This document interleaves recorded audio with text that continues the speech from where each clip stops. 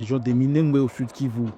Selon plusieurs sources locales concordantes, des affrontements opposent les combattants du groupe Twirwaneho aux forces armées de la République démocratique du Congo, appuyés par des éléments de l'armée burundaise ainsi que par les groupes d'autodéfense Wazalendo.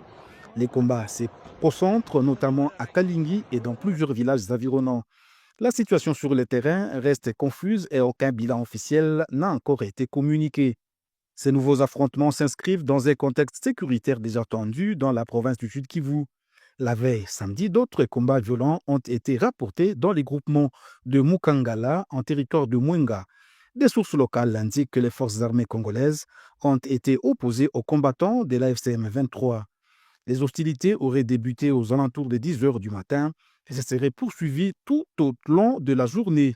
Là encore, aucun chiffre précis concernant les pertes humaines n'est encore disponible à ce stade. Toutefois, plusieurs témoignages font état de la reprise par les FARDC avec l'appui des Wazalendo de la localité de Tchafunda, considérée comme un point stratégique dans cette zone. Face à cette recrudescence des violences, les autorités congolaises affirment garder le contrôle de la situation. Vendredi 6 février, à l'issue du Conseil des ministres, le ministre de la Défense nationale a déclaré que les forces armées de la RDC avaient mis en échec plusieurs attaques menées par la coalition AFCM 23 dans le Sud Kivu. Selon cette communication officielle, les FARDC seraient parvenus à reconquérir plusieurs localités, dont Minembwe Centre, présenté comme un enjeu majeur dans les hauts plateaux de la province.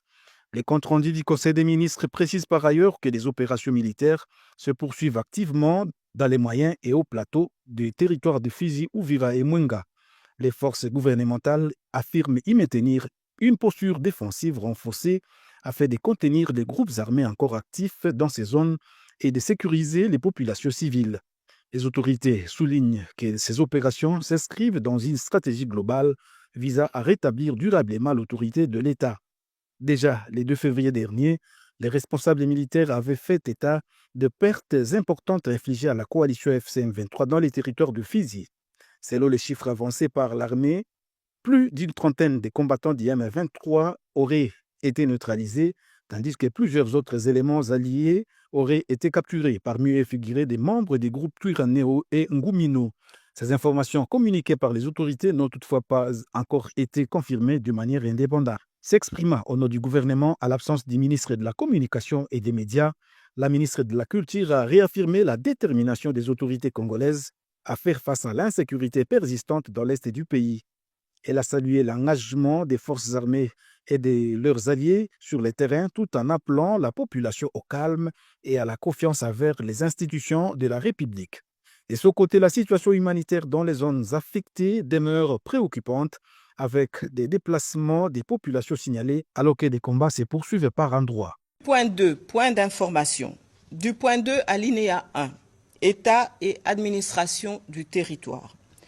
Le vice-premier ministre, ministre de l'Intérieur, Sécurité, Décentralisation et Affaires coutumières, a présenté au Conseil le rapport sur l'état de l'administration du territoire national. Au cours de la semaine qui s'achève, l'état d'esprit de la population a été marqué, notamment par l'attente de l'opinion des retombées de la signature d'accords de partenariat économique stratégique par le chef de l'État au terme de son séjour aux Émirats arabes unis. La satisfaction de la population consécutive à la bravoure et au bon comportement affiché par nos forces de défense sur les fronts des hauts et moyens plateaux d'Uvira et de Fizi, ainsi que la reprise du contrôle de Minembwe Centre. La signature des termes de référence entre la partie gouvernementale et la partie représentant le mouvement rebelle M23 à Doha, Qatar, concernant le suivi et la vérification du cessez-le-feu sous la supervision de la CIRGL et de la MONUSCO. La satisfaction de l'opinion à la suite des propos élogieux du président américain Donald Trump à l'égard de notre président lors de la 74e National Prayer Breakfast à Washington, D.C., le jeudi 5 février 2026. Sur un autre